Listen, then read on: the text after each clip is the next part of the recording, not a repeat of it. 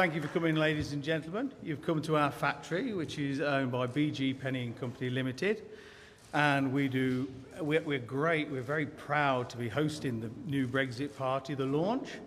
And this industrial factory, just a little bit about what we do metal finishing. So we do shot blasting, metal spraying, powder coating. It's all done in this factory, and a lot of it is export, a lot of it is used in this country. We do engineering, architectural, military, various items. And we're very, very happy to host this event for us as the start of the Brexit party. And with that, I'm going to hand over to Nigel Farage.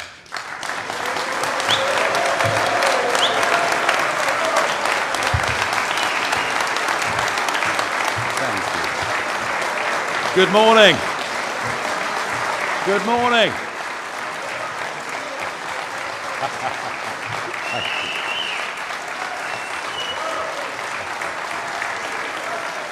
Thank you, thank you, thank you.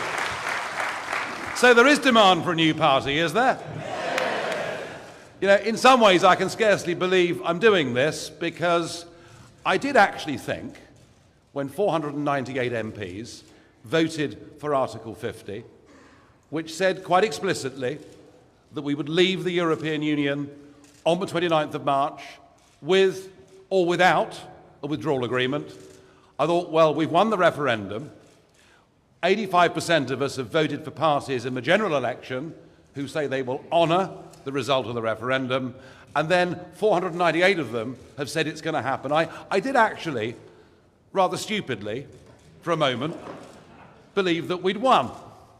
But it became clear pretty early on, really, with the so-called negotiation, that our Remainer Parliament, our Remainer Cabinet, and indeed our Remainer Prime Minister were going to do their utmost to delay, dilute, and in many cases to actually stop and overturn Brexit. And I think what we've seen over the course of the last few weeks is the betrayal, willful betrayal, of the greatest democratic exercise in the history of this nation. And when I began to realise back in November, December, that extension was almost certain to come, that there would be more European elections, I thought, I know what I'm going to do.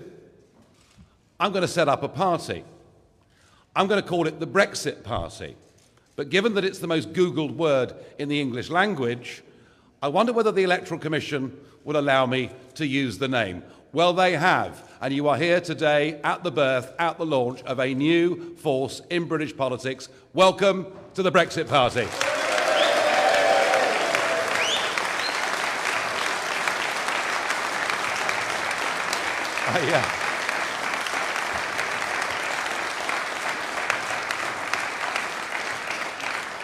I haven't spent 25 years of my life fighting to raise the issue of why we should be an independent, normal, self-governing country that makes its own laws, has its own courts, controls its own borders. I haven't spent 25 years of my life doing that to simply roll over and to allow a career political class to betray that result without me fighting back. Well, the fight back begins here in Coventry today.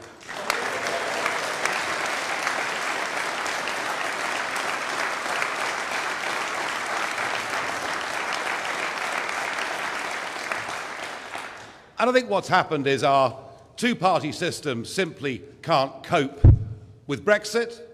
I think our two-party system has been exposed, frankly, as being unfit for purpose. I think we have a parliament that is now completely out of touch with our country. I think politics is broken. And I want to say this. This party is not here just to fight the European elections on the 23rd of May this year. This party is not here to ask people simply to express their anger by going to the ballot box and voting for us on that day. No, no. The 23rd of May is the first step of the Brexit Party. Our task and our mission is to change politics for good, to change all aspects of politics in this country.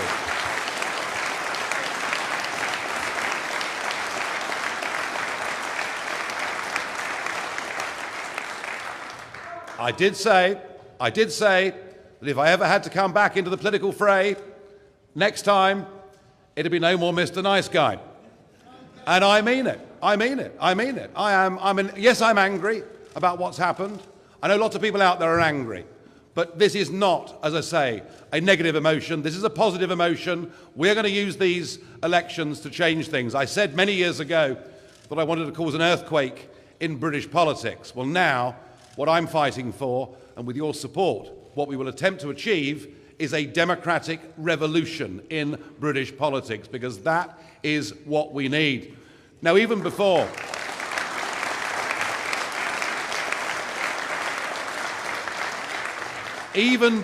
we've launched the party, one or two very interesting and exciting things have begun to happen. Just over 10 days ago, the website went live, and we said to people, if you want to sign up as registered supporters, if you want to donate money to the party, we're open for business. And I think it's pretty remarkable that in the first 10 days of operation, we've managed to raise over £750,000 from small donations from members of the public. I've never seen anything like that in my 25 years of campaigning.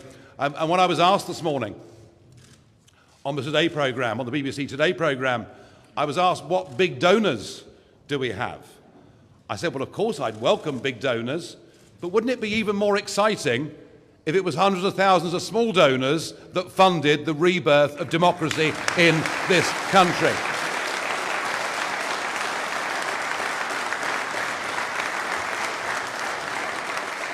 Because that is what it's about.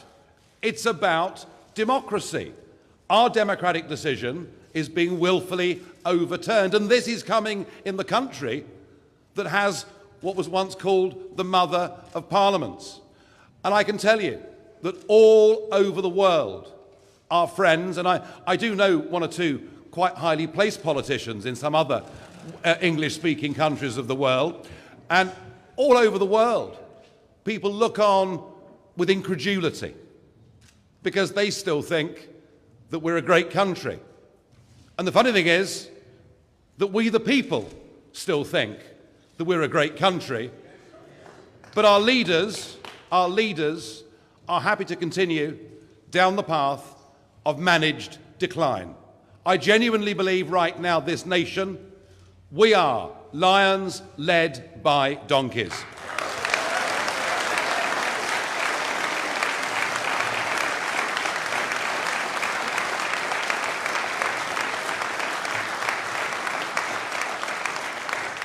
And not only are our leaders weak, not only have they willfully betrayed this result, but they're also pretty much incompetent.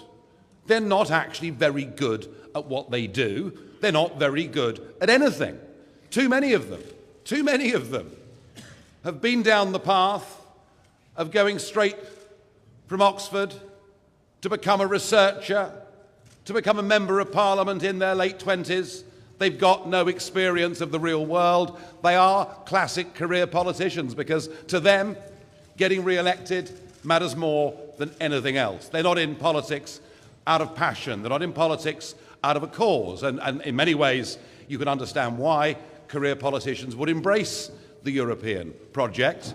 It's a wonderful safety net for anybody that fails in national politics. But they do look incompetent. And what I've been astonished by with the Brexit Party is the quality of people who've now decided enough's enough. The quality of people who are putting their names forward to be candidates for this European election, and thousands more already who've applied to stand for us in local elections, in general elections, in by-elections, and whatever else it may be.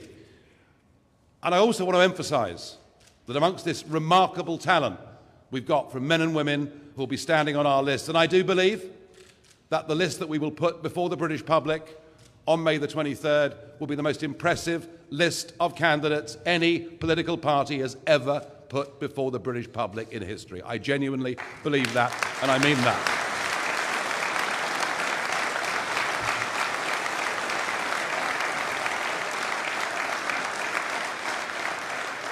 We have many people on these lists who do deals every day, who do deals every week. So it's time the political class who've shown themselves incapable of doing a good deal were pushed aside and replaced by those who know how the real world works.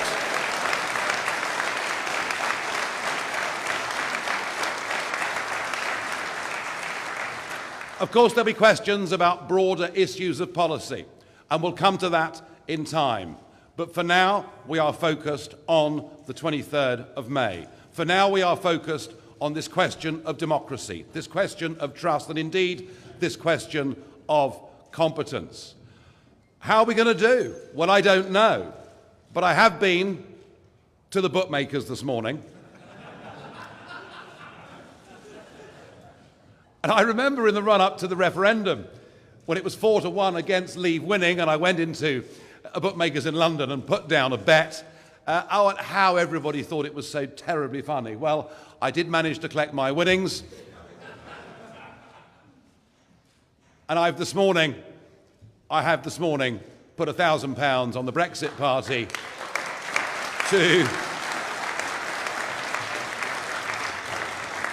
to top the poll in the European election at the odds of 3-1. Who's to say? I don't know. All I can say is this first step in our journey to change politics for the good, this first beginning of this fight back, all I can say is we are going to provide the British people with a decent, respectable, competent political vehicle that they can believe in and they can vote for. And after that, well, it's not up to us, is it? It's then up to the public in this country. I think we're going to set something exciting, a spark.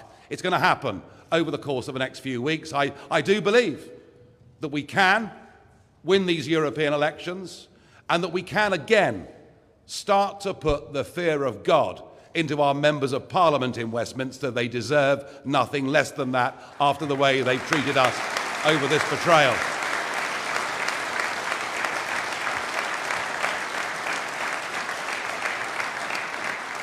I really do believe that Britain needs the Brexit party and will do whatever we can over the course of the next few weeks to provide that respectable vehicle for those who want us. And let's just remind ourselves what this referendum was about. It wasn't about some economic prognosis from the CBI that we might be worse off, or a view of many of the entrepreneurs that support us that we're going to be a lot better off. It wasn't about that. The referendum was a very simple choice. Did we wish to stay part of a political union, or did we wish to become an independent, self-governing nation? And we, Leavers in this country, none of them have changed their minds. In fact, in many ways, the Leave vote has hardened in this country. And there are equally many people who voted Remain, who believe that democracy is so fundamental to this country, to who we are as a people, that unless the will of the people is carried out, something would have changed in our nation forever. So I think, with a bit of luck and a following wind, trying our hardest, I think we can turn this around. I know this is a battle that we shouldn't be having to fight, but we are having to fight it, and we are going to win it.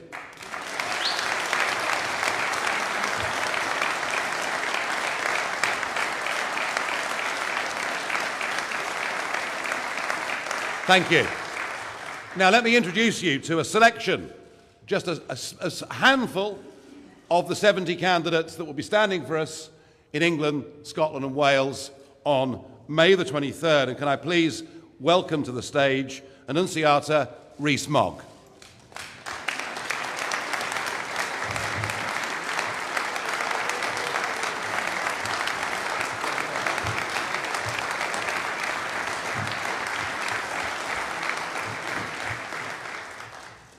Hello, as Nigel has said, my name is Annunziata Rees-Mogg, and I am here today in sadness.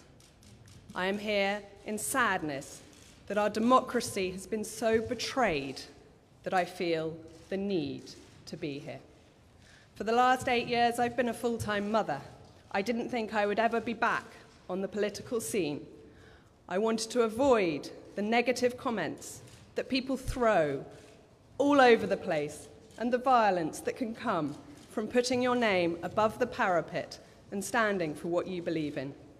I didn't want my children to have to suffer that, but my country needs to be recognized in the democratic way that it has called for. Our politicians need to listen to what the people have said.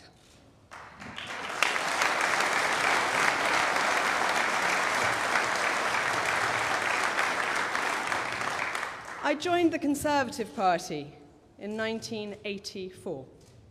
This is not a decision I have made lightly, to leave a party for which I have fought at every election since 1987, from Maggie Thatcher through to Theresa May. I know which one I'd rather have representing us now.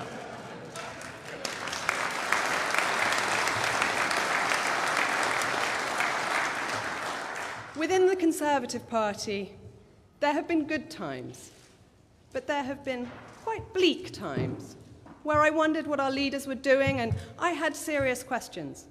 But I stuck by them through thick and thin. But at the point at which our Prime Minister will not listen not only to her membership, but will not listen to the people of her country, 17.4 million of them, many of whom had never voted before, but believed in bringing back control, I can't sit by and let her do it. It is our fight, and we must fight to win.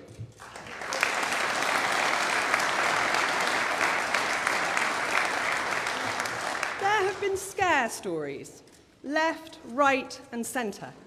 Oddly, we seem to have less to fear from WTO than the EU.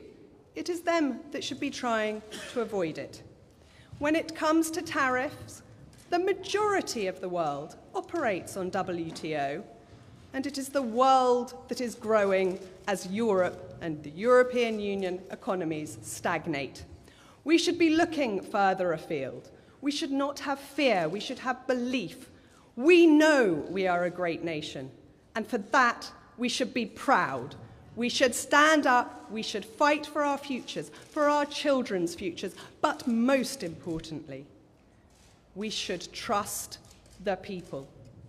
In 2003, I founded a campaign called Trust the People because it's what I so fundamentally believe in. We've got to rescue our democracy.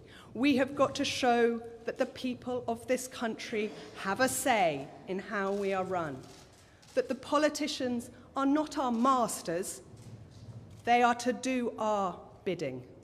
We must fight back not only of control from the European Union, but fight back for control of our own democracy. The stakes are that high.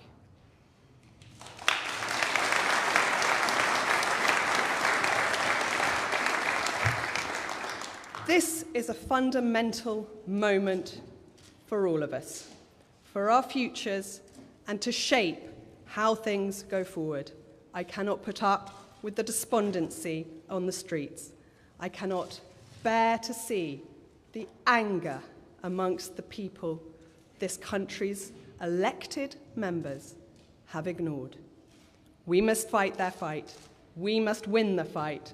And we must leave for a greater future and better politics. Thank you.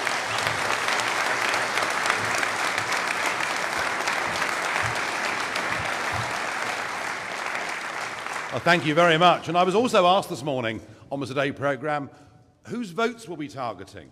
Were we targeting Tory votes? Were we targeting Labour votes? And the truth of it is, we're targeting the millions of people out there who voted Conservative and who voted Leave. We're targeting millions of people who in previous times voted UKIP and voted Leave. And we're not going to forget for 1 minute the 5 million people out there who voted to leave and who also voted Labour. Very, very important we get that message out there. Very important indeed. Let me introduce my next candidate to the stage, Ben Habib.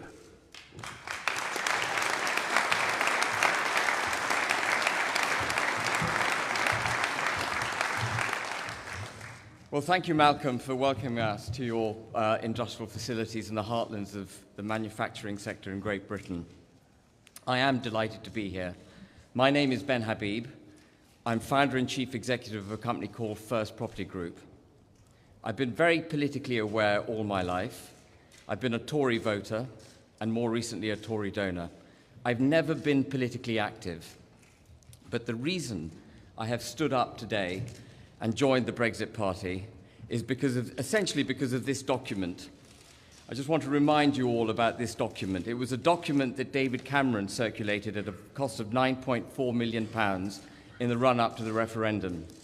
23 pages long, 22 pages dedicated to all the fear that we must take on board if we were to leave the European Union.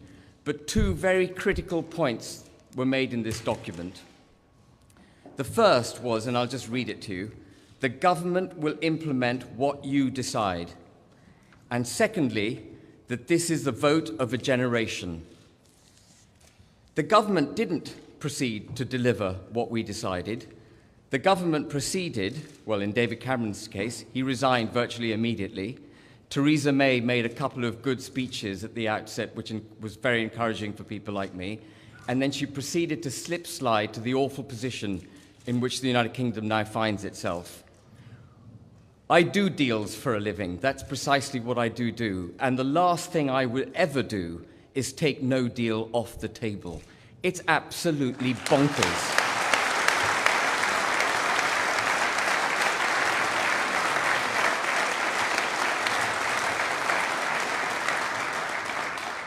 If you take no deal off the table, what you're signalling to your counterparty is that you will sign, and it's a logical consequence, you will sign any deal that they put in front of you. In other words, Parliament has condemned this country to unconditional surrender.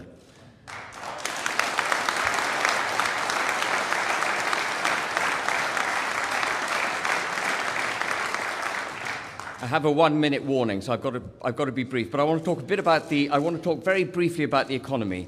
The whole Remain argument centres on the economy. Every day in the run-up to the referendum, we heard about what a disaster it would be if you voted to leave. Well, that disaster didn't happen. Every day now, we hear about what a disaster it would be if we were to leave without a no deal. I heard the Chancellor on Sophie Ridge the other day saying that it would be catastrophic if we left without a deal. He's our flipping Chancellor. He shouldn't allow the country to get to a position where it could be catastrophically bad for us.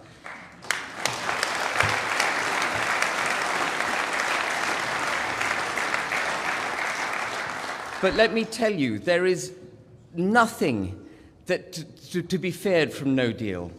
People don't trade with the United Kingdom because we're in the European Union. They trade with the United Kingdom because they want to buy our goods. They want to sell us their goods. Trade deals are not a prerequisite for trade. They're just a nice to have.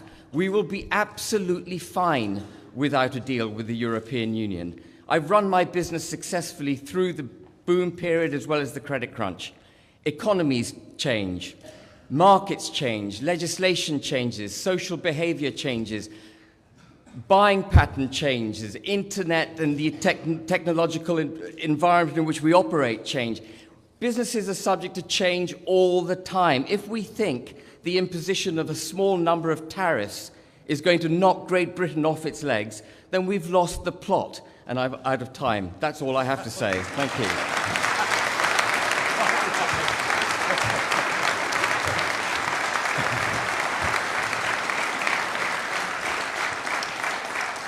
Well, just to back up Ben's point, as Malcolm Penny showed me around the factory this morning, I saw some of the spray painting work that was going on, and I said, well, where are those goods destined for? The United States of America, with whom we trade under WTO rules. It's not that difficult, really, is it?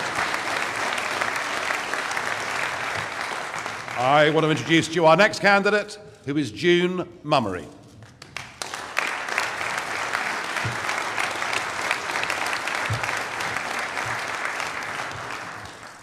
Good morning, ladies and gentlemen. Good morning, Coventry. My name is June Mummery, business owner and founding member of Reef, Renaissance of the East Anglian Fisheries. I represent fishermen from King's Lynn all the way down to the Thames estuary. I have been fighting continuously for the past 2.5 years to secure a brighter future for our coastal communities post-Brexit, which have been left behind by governments past and present. I want to ensure this changes. Brexit is a golden opportunity to rejuvenate our fishing industry, realise our vast potential to become as successful as Norway, Faroe and Iceland. We have a vision and a sustainable plan to make our coastal towns prosper once again. We must take back full control of our precious ocean and the fish within it. There are billions of pounds worth of fish to be caught and processed in our country, creating jobs and wealth. One job at sea produces 8 jobs on land. The UK fishing industry could be worth a staggering 1.6 billion catch value and 6.3 billion net to plate value. I have lobbied hard towards the banning of electric pulse fishing, exercised by the Dutch fishing fleet in community waters. This barbaric, unethical method of fishing kills the biodiversity that makes up the very ecology of our sea. Our campaign has been a success. Pulse fishing is to be banned in the sea. Our campaign has been absolutely wonderful.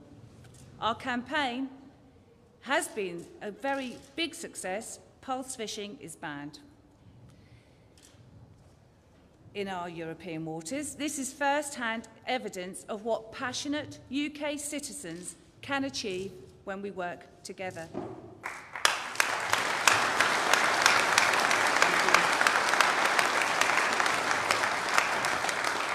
The UK has some of the richest fishing grounds in the world. We are tired of watching the Dutch, French and other EU countries plunder our natural resource. We wear the crown and we are throwing the diamonds, emeralds and rubies away.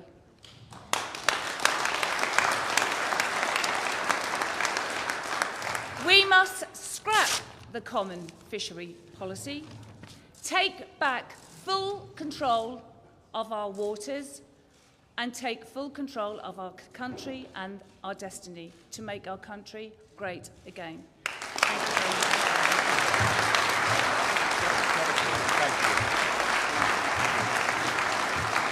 June, thank you. And our next candidate is Alka Segal Cuthbert.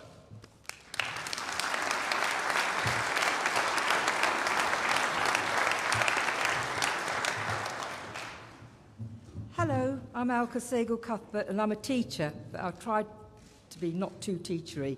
But I do think it's worth having a little bit of a historical perspective, which will explain why I think we need to leave the EU and why I'm standing. I think the question of democracy is central. It's taken centuries for societies to go from being ruled by myths and taboos to monarchs who rule by divine right, to social democratic forms of governance, which are based on the majority vote and where the governments get their legitimacy from their citizens through democratic mandates. I think it's the idea of one citizen's vote being equivalent to any others, irrespective of religion, employment status, cultural preferences, or what have you. That fundamental principle has been the basis of equality and the basis of a level of social solidarity that made Britain a place that my dad wanted to come to in the early 60s from India. He was a teacher and he stood as a local Labour candidate, probably the first non-white in that particular London suburb at the time. And he came not for money and not for access to services, but he came because of that democratic principle, a principle that respected democracy and autonomy as a general rule for everybody, not just if you were rich or if you were academically qualified or if you had the right beliefs.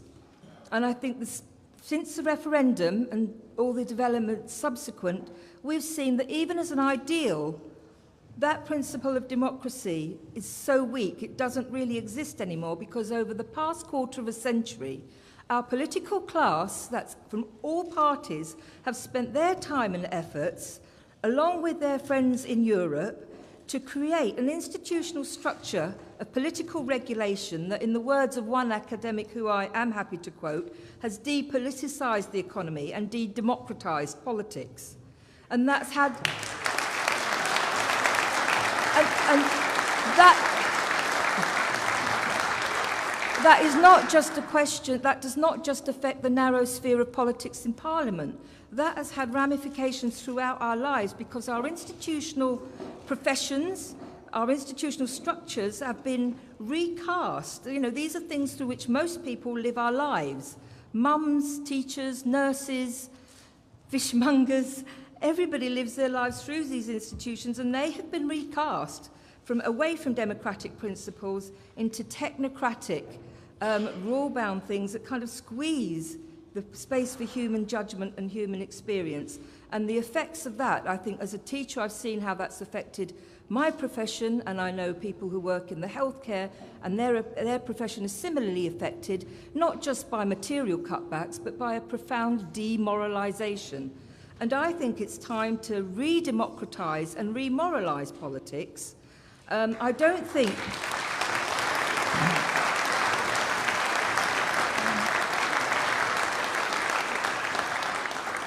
think parties who are committed to technocratic forms of governments can do it. I don't think academics can do it, even if they're from Harvard or Cambridge, where I studied. I think it can only be done through the widest public engagement. The process has been started already, not by Nigel, powerful as he is and charismatic as he may be to some, but it's actually been done by everybody, and I mean everybody who voted in the referendum, whether it was Remain or Leave, right? And so this isn't just about that anymore. It's about respecting that democratic vote. The Remainers might have been aligned with the political class this time, but if they let this democratic principle go, next time when you vote, who's to say the government will respect anything, right? So it can't be...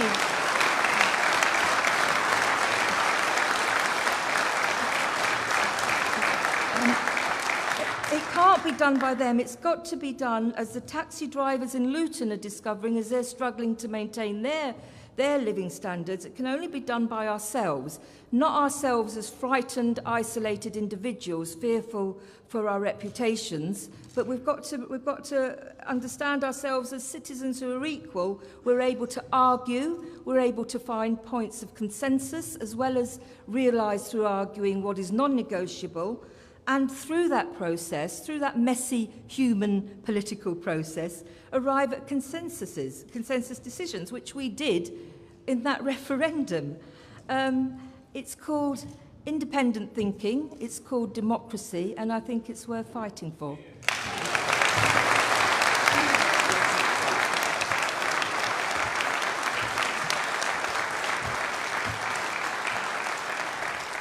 Alka, thank you. Well, they're just 4 of the candidates that will be standing for us on the 23rd of May. I hope you agree with me. We've got some very, very capable and able people that are going to be running for this party.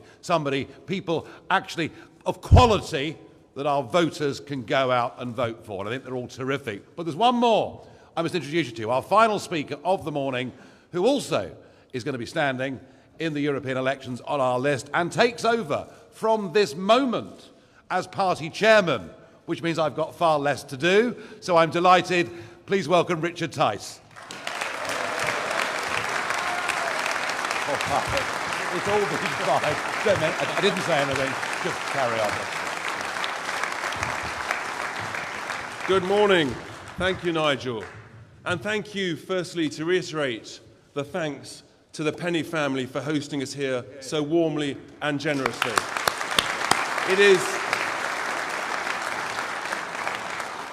It is wonderful to be amongst a long-standing family business, the sort of business that actually is the bedrock of the UK economy and of which we should be incredibly proud.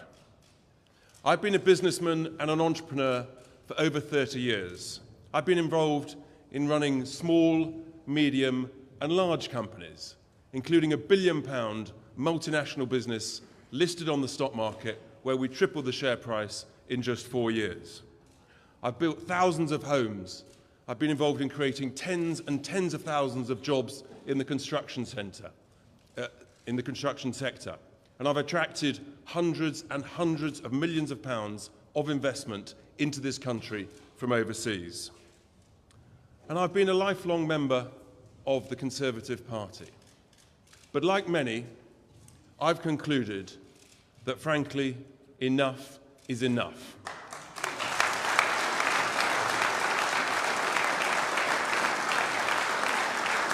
We cannot, we must not, and we will not allow this complete and utter shambles in Westminster to continue. We all know that the UK can do so much better than this. And that's why I've agreed to chair the new Brexit Party. And let's just take a step back and just pause for a moment amongst all the noise and the angst. Let's just remember, let's celebrate the fact that we are an incredibly proud, strong, confident, amazing country. Let's just celebrate that.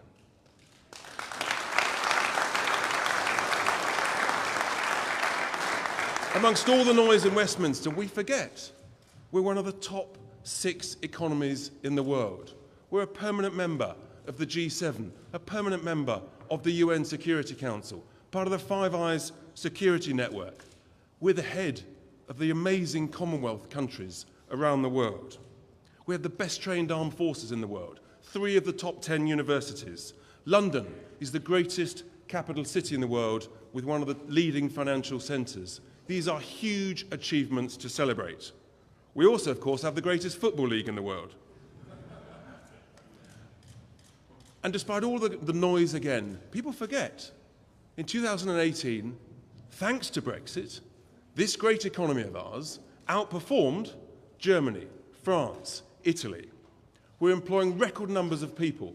Unemployment is at record lows. And thanks to Brexit, wages are increasing faster than inflation. So we have so much to be optimistic about. And yet our current crop of politicians seem to be pessimistic. We are poised to go from strength to strength. But that, ladies and gentlemen, requires confident, bold, optimistic leadership.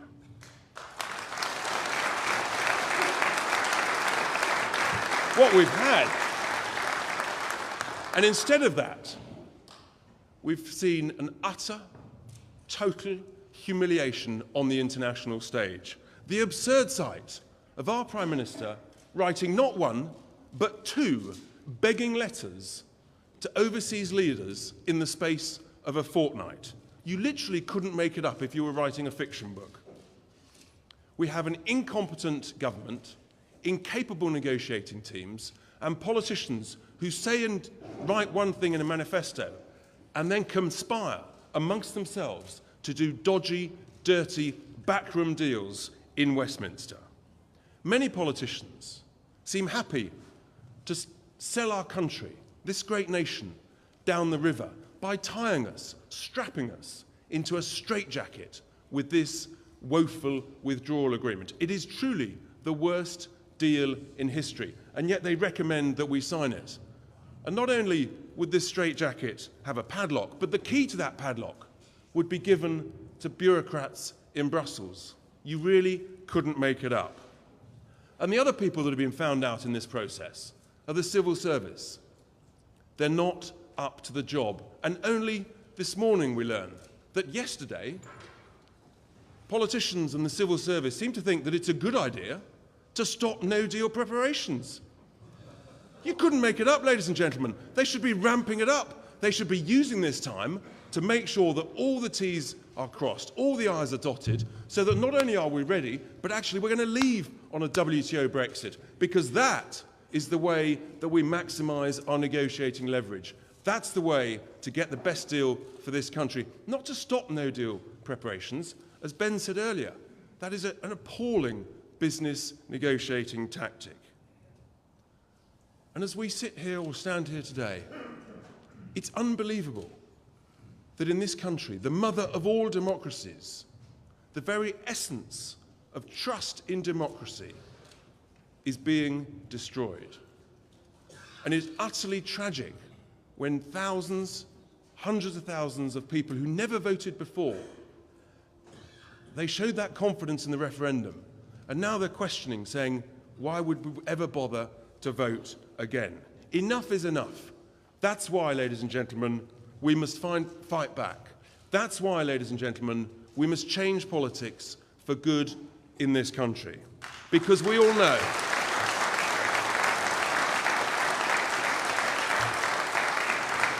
we all know that this country deserves so much better. That's why the Brexit Party is going to do things differently. We stand for competent, capable, common sense politics. We know that Brexit creates a huge opportunity for optimism, for growth, for renewal in the United Kingdom. We've just got to grasp it. It's time we took on the vested interests. It's time we took on the establishment. It's time we took on the civil service. We need to change fundamentally the way this country is run so that it's run for the people.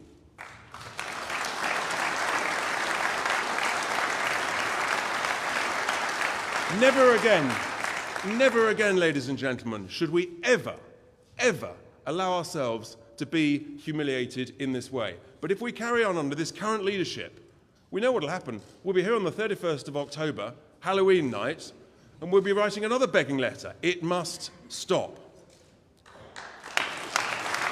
So that's why we are so proud of the incredible quality of hundreds and hundreds of applicants to stand as candidates for this new party. And it's great to see the first 4 that we announced today. And as we announce the remaining candidates over the next couple of weeks, you will see specialist skills, real knowledge, great experience, success from entrepreneurs, from academics, from doctors, from people from the military. That's the sort of quality that we need to bring into politics to make this difference. And not only did hundreds and hundreds of people apply to be candidates, but it is deeply humbling that thousands and thousands and thousands of people across the country have online made donations to help start this new movement, this new party. That is deeply humbling for those of us that are leading it. And it's also extraordinary, the number of activists and volunteers and local associations of other political parties who've been phoning up saying, can we help? Can we get involved? What do we need to do? We're with you. Just tell us when. Something is changing. There is a huge movement, ladies and gentlemen. This is a time to change politics for good in this country.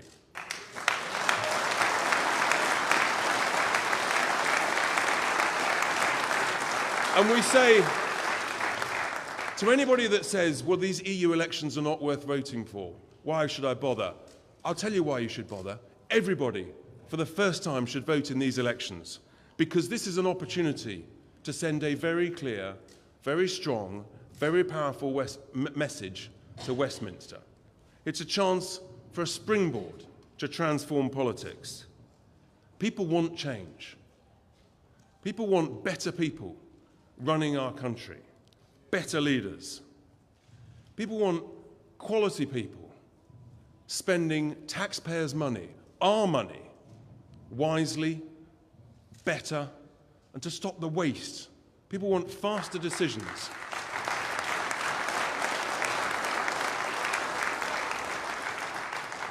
In the world of business, we have a can-do, make things happen sort of approach.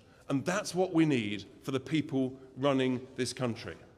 If this country was run like a well-run, lean, successful business, we would all be in a much, much better place.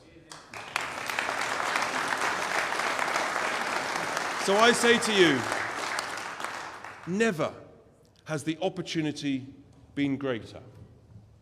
Never has the appetite for change been stronger. We can do this. We can restore trust in democracy, which is absolutely fundamental. We can send a very clear, positive message to Westminster. We can make Brexit an incredible success. We just need new, quality leadership. Ladies and gentlemen, let's believe in Britain.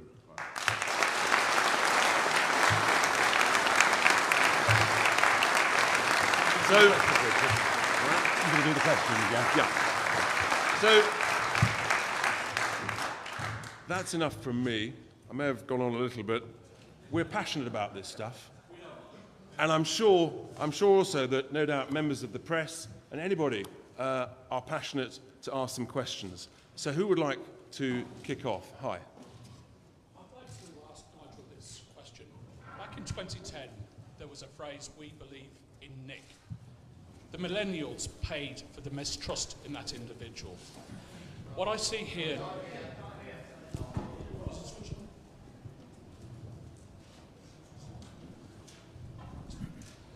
Good morning. Greatly... Not a microphone issue. Do your best. In 2010, there's a slogan, "I believe in Nick." The greatest representation to the millennials, as we know, as a generation. Nigel, I come from Labour. I'm appalled at what Corbyn doing, talking to the devil incarnate. You will need a social policy. I'm surprised that Kingsley Stewart is not here to reach his heartland, to use the have-nots as a way forward. You need to offer those people hope in terms of housing, fighting zero-hours contracts, struggling from hand to mouth. When is a social policy coming forward?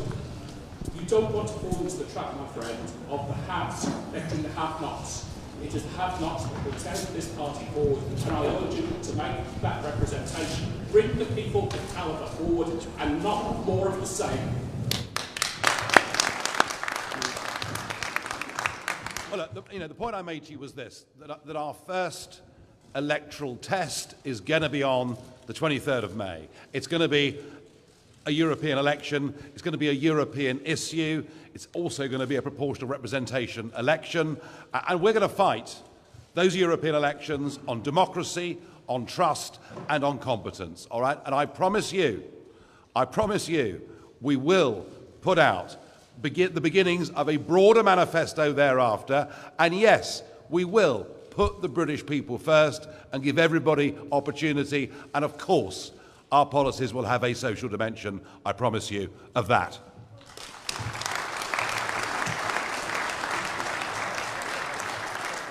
Yes, there we go. Just, Grace, have you got someone just there? Just here?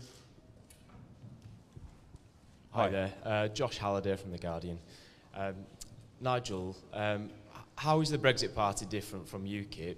And aren't you in danger of helping the two legacy parties, as you call them, by splitting the pro-Brexit vote?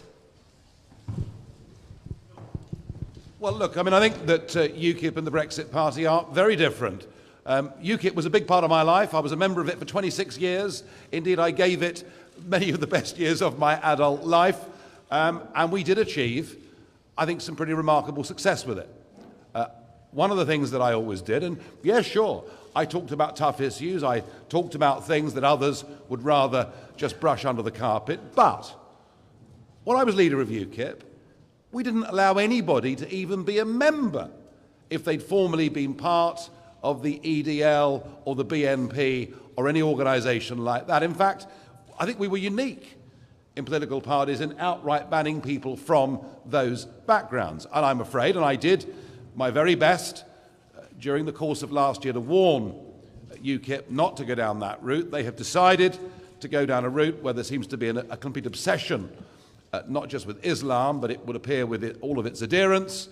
They've attracted a fairly, shall I say, loutish fringe, and we certainly saw that when we had the Leave Means Leave rally after the march from Sunderland the other day in Parliament Square. You know, what kicked off with UKIP in Whitehall that evening was pretty unsavoury, and I don't think that Middle England, decent people, want to vote for a political party that is linked to extremism, violence, criminal records and thuggery. That's why I left UKIP.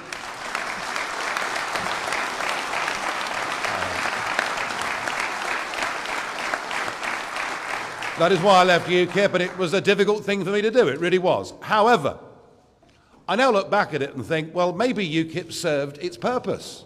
Maybe it did what it was set up to do. It did precipitate that referendum. But the Brexit Party is not here just to talk about the European issue.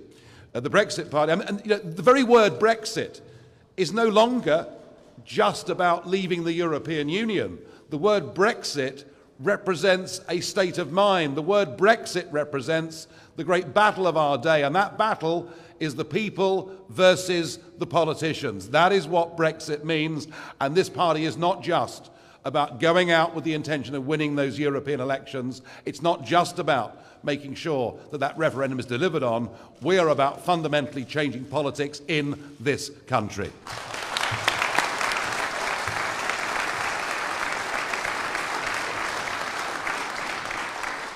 Hi there, yes. Hi, Trish. Why was it so important to launch the Brexit Party here in the Midlands? Because it's the heart of England, that's why. I mean, I think it's the easiest question I've ever been asked. We're launching it in the heart of England. We're launching it in a successful family-run business. And by doing it here, we're sending a message. We are a party that understands business. We're a party that understands the importance of business. And we're pretty tired of the argument that we hear from multinational businesses and career politicians that somehow business is in favour of the customs union. Business is in favour of the single market. And actually, there are vast numbers of businesses out there that do not want to be regulated at a European level and understand, as we do, there is a bigger, better, more exciting future with a broader world out there. Hi, yes, just here. Hi. Hi, Nigel. I'm Mark Cardwell from SWNS News Agency. Just wanted to ask what your feeling is at the moment about a second referendum, and would you be worried that Leave wouldn't win this time? It's another easy question. You cannot have a second referendum until you implement the first referendum.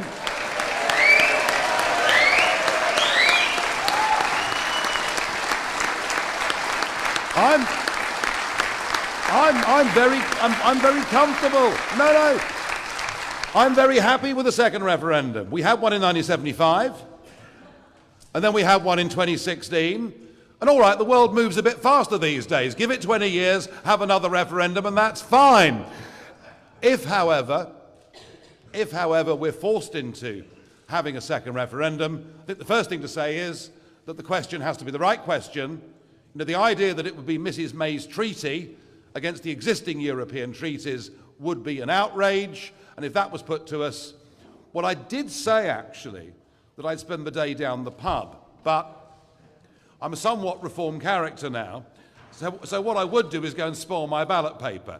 We have to have a proper question if there is to be a second referendum, and I will say this to you, it is very interesting how large sections of our commentariat and our media are completely ignoring what has happened in the last 5 weeks in this country, which is a dramatic shift in the opinion polls, a dramatic shift towards leaving on WTO terms. Now every single region of England and Wales, with the exception of London, now has majorities, big majorities. In the case of the Midlands, it's a 16% majority of people here who want to leave with no deal as opposed to remaining. So I think we'd win anyway. Hi. Hi, I'm from the Coventry Observer. You issued a specific appeal to attract business people, people who do deals, entrepreneurs, and to avoid politicians. You're in the traditional industrial heartland, as you've said. And we hear very often from chambers of commerce in the region, from prominent business people, that there is a direct threat to thousands of jobs in this region and market uncertainty caused by Brexit. What does this party say to those people who are seriously worried about whether they will have a job next year? I mean, your point about market uncertainty is a well-made point. Absolutely.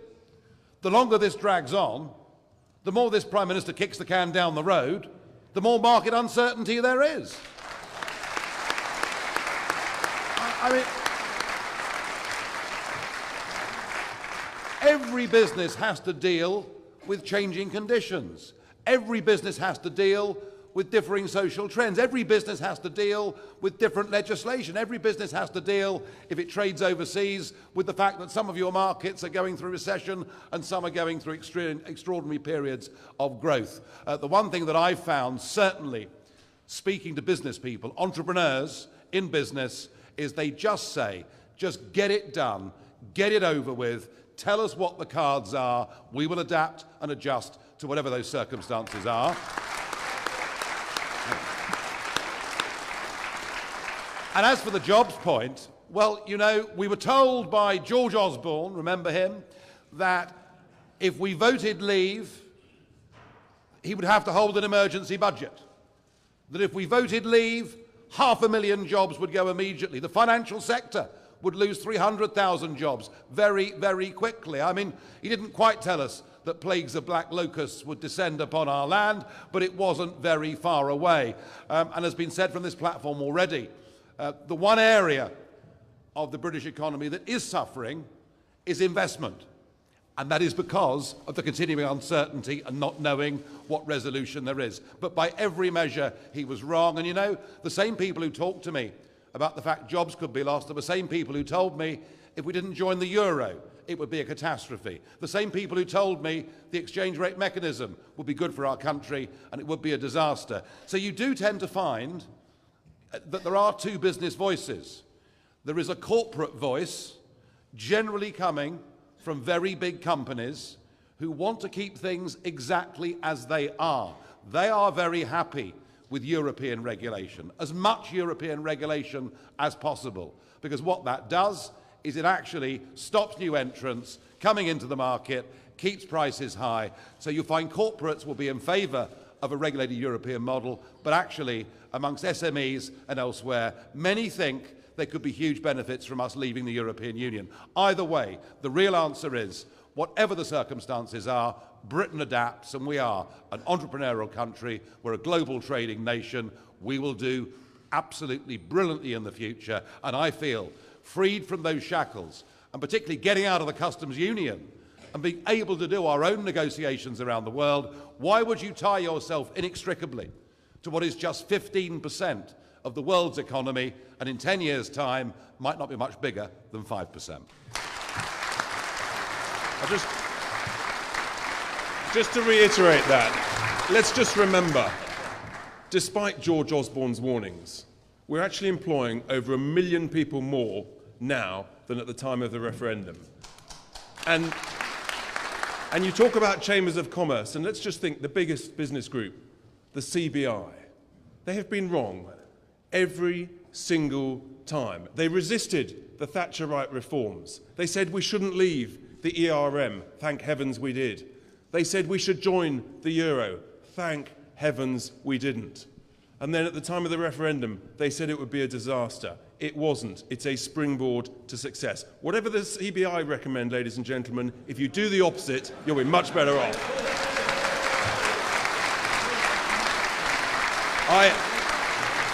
And it is... They can't even tell the truth about the size of their own membership. Enough said. So, next question. Thanks very much. Alex Morales from Bloomberg News. Nigel Farage, I was wondering if you could say how much you think the European elections might be a proxy for a second referendum. And you said you put money on the Brexit party. How well do you rate the chances of the pro-Remain, pro-second referendum parties?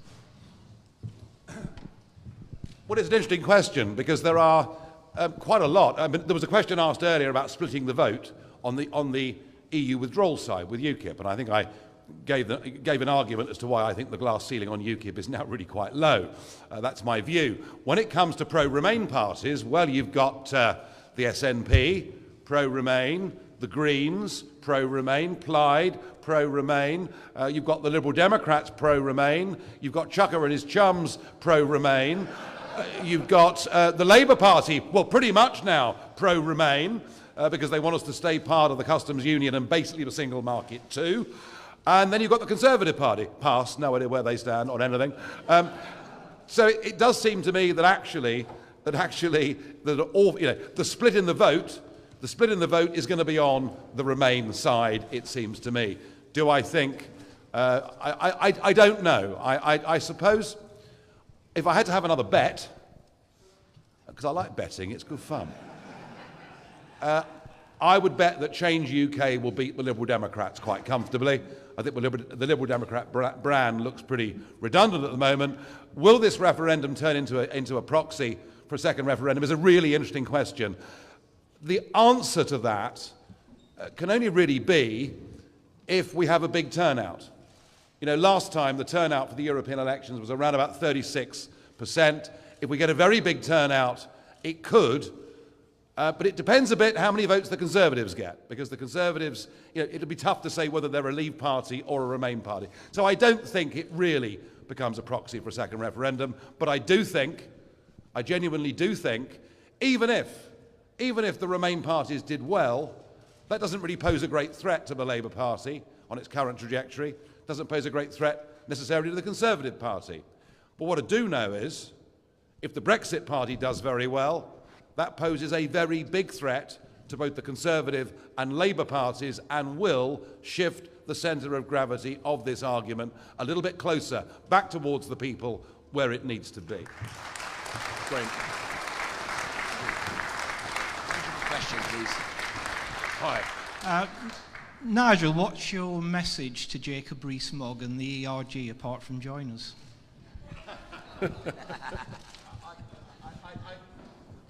I think that when it comes to questions about the Rees-Mogg family, I may leave that to others to answer this morning.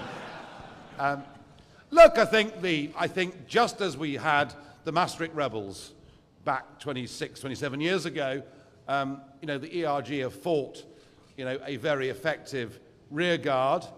But in the end, what they've got to decide, you know, as conservative Eurosceptics, is the Conservative Party the solution to the problem, or is the Conservative Party the problem itself? And I decided back after Maastricht that it was the Conservative Party, and indeed the Labour Party too, that are the problem. And look, I think British politics needs to be realigned. I don't think these two parties, frankly, can cope with Brexit. I don't think the two-party system is fit for purpose. And look, I know it's very ambitious. I know it's very bold. But what we are trying to do is change politics for good, completely reshape the British political system. That is our ambition. And do you know what? We're going to try our damnedest.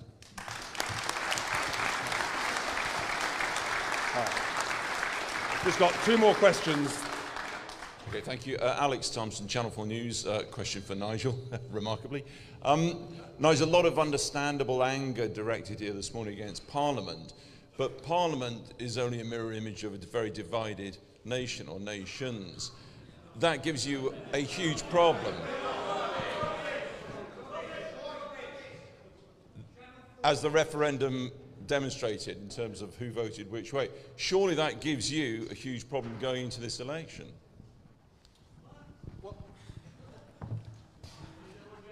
Alka talked about the way democracy works.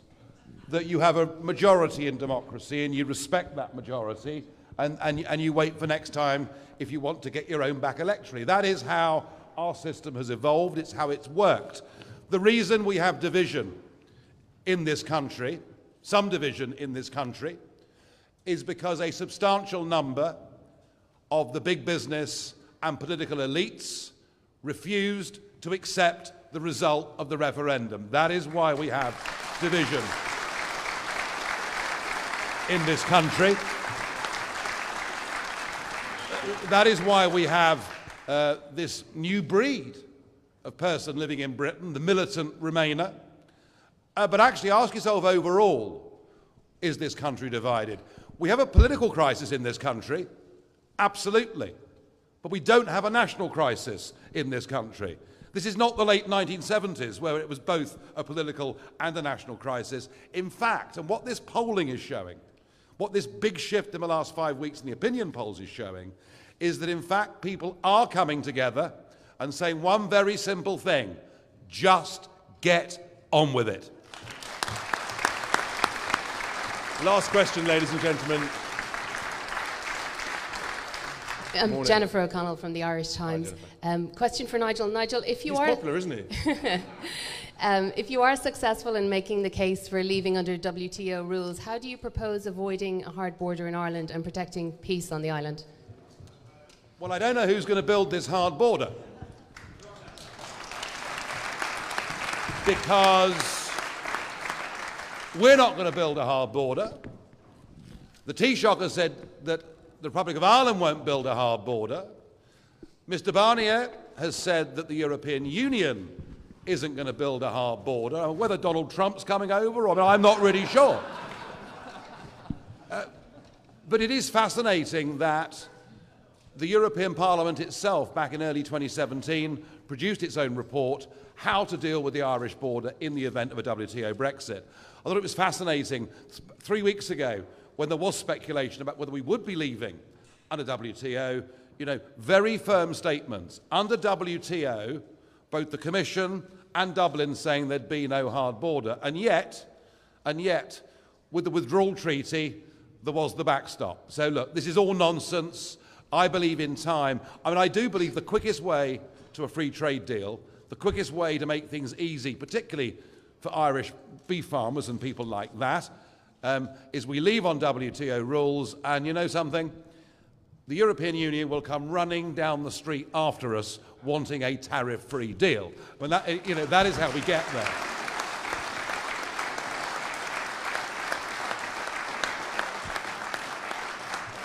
The only other issue, of course, would be product standards. And I understand that, because outside the single market, we would not be subject to the same rules imposed from Brussels. But you know what? After 44 years of regulatory alignment, the day we leave, and actually for a long time afterwards, the products are going to be on the same spec.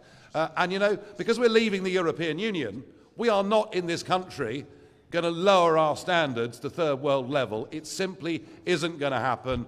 And I think the Irish border, very cleverly, was put up by Monsieur Barnier to be this insoluble problem. And our Prime Minister, and it's remarkable this if you think about it, on the 8th of December 2017, because of a deadline set by an unelected bureaucrat called Monsieur Barnier, the British Prime Minister left Downing Street at 4:15 in the morning to fly to Brussels to meet his deadline. And there, in desperation, she signed up to the backstop, and it's been a disaster ever since. All I can say is I wish Barnier was on our side, not Mrs May. I'm just going to finish on this point. People underestimate the European Union's own expert in his report on the border said that existing technology could deal with the issue. And it's unbelievable. It's part of the problem that I referred to earlier, that our own politicians, our own civil service, didn't hold them to their word. Instead, they fell for it because actually it suited them. They wanted to create a problem because they want to keep the status quo. They don't want to improve things for the people.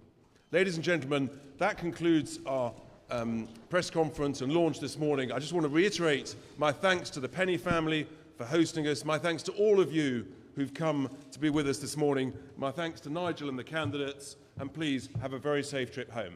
Thank you very much.